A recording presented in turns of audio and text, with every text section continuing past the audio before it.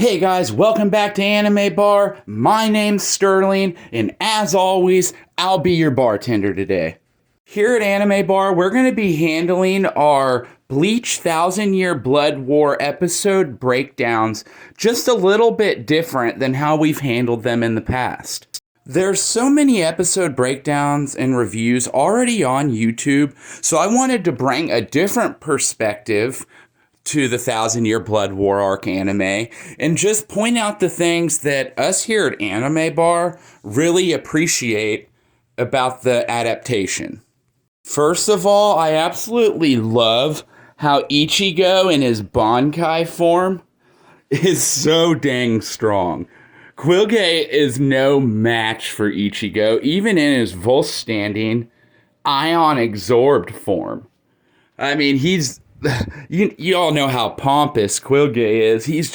He cannot stand it that Ichigo is wiping the floor with him and that he can't steal the Bankai. You know, Yuha gave him one job, like, keep Ichigo and Waco Mundo. Then that's when we're taking down the Soul Society, y'all. And he's screwing it up.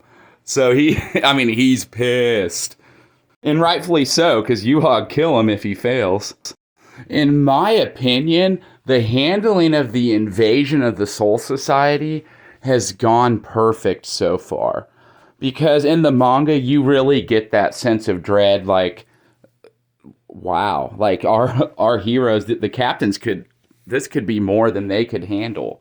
Because you hear the research and development department, they're like, there's 16 captain level threats out there. At minimum. And, you know, when there's only 13 captains, y'all do the math. The production staff's doing an awesome job at drilling home the fact that just how screwed the Soul Society is at this point. Like, Akon's making phone calls. Like, you know, Akon's making phone calls. That's wild. You know shit's wild when Akon's taking control, which is one of my favorite things about his character, to be honest, is how he kind of just takes control of the research and development department. But that's a side note. I wanted to talk about Asnot. They are portraying him perfect as well. And I know a lot of people don't want to come on here and hear someone just praise.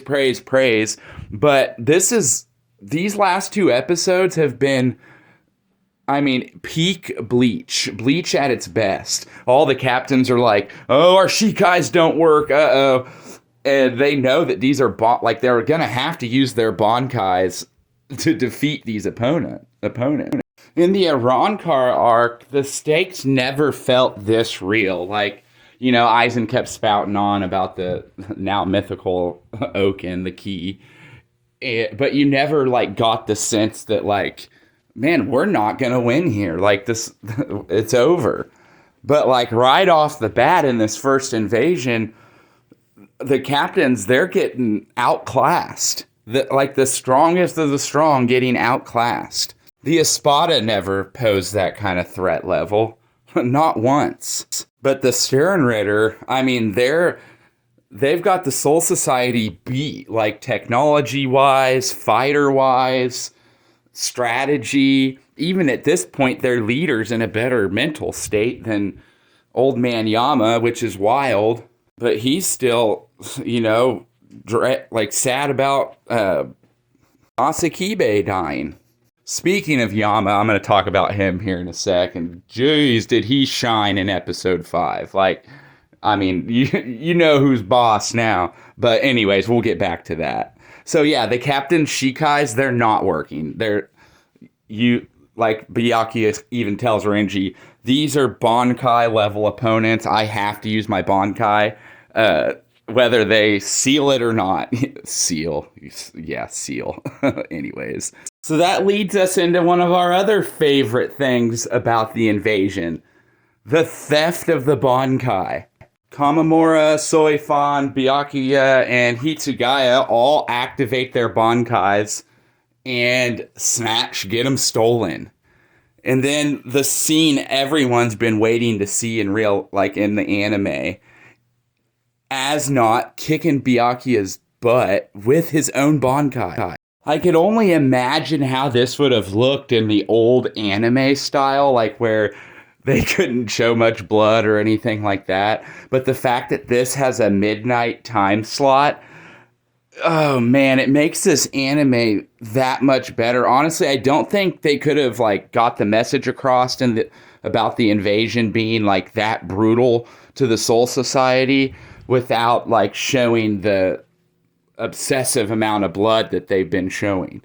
Asnod is something like straight out of a nightmare, and like I figured his voice would match, but the voice actor, the Japanese voice actor, actually sounds better than I imagined like it to be. And so, anyways, that line where he's telling Byakuya, like, that's fear you're feeling. Like, you haven't felt that in a long time. And then you get a bunch of flashbacks, which I love how they're doing the flashbacks in this anime. But yeah, things are hopeless for Byakuya. You've got Renji, like, screaming in the background, stop! Stop! Like, the admiration he has for Byakuya is, I mean, on a level we probably can't even understand. And he's watching him die, virtually, right in front of his eyes.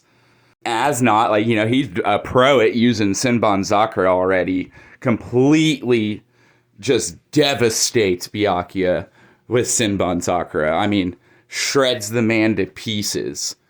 I can remember when reading the anime, or reading the manga, when everyone for real thought Byakuya was dead. And, like, people were, like, in legit uproar. But they definitely did the adaptation justice. Like, I mean, it's... I thought this was going to be my favorite thing about episode 5. And it actually, I mean, like I said, I thought it was going to be, but what I'm going to talk about next was actually, you know what, pause that. Seeing Renji get drop kicked across the Serete was the cherry on top of that fight between Asnot, Byakuya, Renji, and Mask. Sayonara, Renji. Free trip across the Serete. I always thought that in the manga, that just short little spread of Renji getting drop kicked by Mask, like, really drove home the fact how much stronger these guys are than them. That's like some Dragon Ball-esque level, like, crater and kick. And I mean, these guys, they're getting their butts handed to them. There's like a small shred of hope because they think Ichigo's on the way, but like none of the captains know he's stuck in Quilgate's jail right now. Something that must be said, and something I've noticed, is have you seen how they're going out of their way to make Kamamura look extra beast-like and fearsome, showing his teeth a lot. His ears are pointier. There's none of that, like, that cuteness factor of Kamamura. This is pure beast Kamamura, and I think it's foreshadowing, like, what's going to happen later on down the road with Kamamura's character in the Beast Clan. But it's something that you guys can notice yourself and pick up on that's really neat. He just looks a lot more beast-like and a lot more menacing in every scene that he's in. Now, finally, to the thing that must be said. Nobody wants to be Driscoll, the overkill. He thought he was going to come in and kick Yamamoto's ass. And you know what? We finally get to see, like, why the head captain is the head captain. Driscoll tries to take him down with Sasakibe's Bankai that he stole, and Yama's like, oh, I know, Sasakibe. I'm embarrassed too because I know your Bankai is not this weak. And then completely burns Driscoll to the bone. Like, gone. Dunzo. See you later. Campfire Susie. Gone. Isage's in the back shitting his pants. But yeah, you get to just see how pissed Yama actually is. He's like, finally, I can put my friend to rest. I killed the guy that killed him. And guess what? I'm getting ready to come kill the rest of you as well. And then literally on some DBZ level stuff, Yamamoto takes off in a blaze. Like literally looking like a old man Super Saiyan flying through the air. I mean, it was awesome. Like, takes off.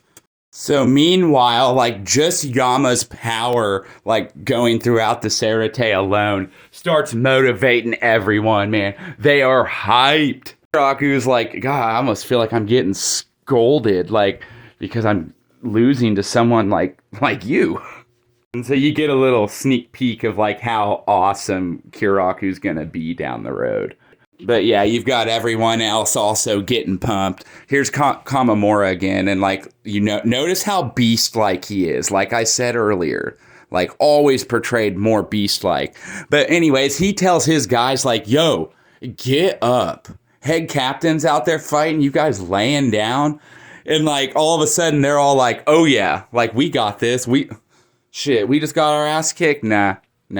Definitely not. We're good. We're about to fight these guys. And Bambietta's like, wait a minute. You guys, I literally just had you guys knocking on death's door. And here you are standing back up. So anyways, the reason I'm going on this rant is like you get to see like how dedicated they really are to Yama.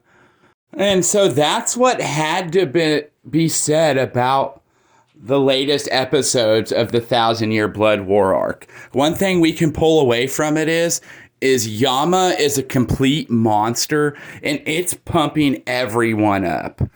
Also, the extra stuff with Kenpachi, you just gotta go watch yourself. It's perfect Kenpachi. It's funny, but also completely brutal at the same time.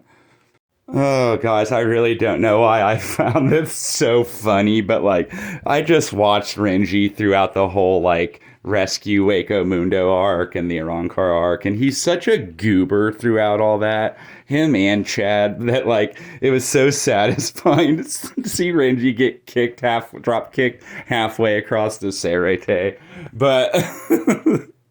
oh, that wasn't our favorite thing. Like we said earlier, us here at Anime Bar, like, we just love talking anime, love joking about it, love having serious talks. Our favorite things were the Bankai theft, all that good jazz, but ultimately our favorite thing about these episodes so far is Old Man Yama and how he's finally getting the respect he deserves in anime form. They portrayed chapters 500 through 503 perfectly. And overall, I just can't say enough good things about this anime. It's surreal watching, and I love being able to have these conversations with you guys. And ultimately, that's why Anime Bar exists in the first place. It's just supposed to be a place where we can have fun talking about our favorite animes, whether it be Bleach, Dragon Ball, Fate, Death Note, you name it. We love it all here at Anime Bar. And this is always going to be a safe place to just come and be yourself and talk about your favorite things. So this is Sterling out until the next one. See you later, guys.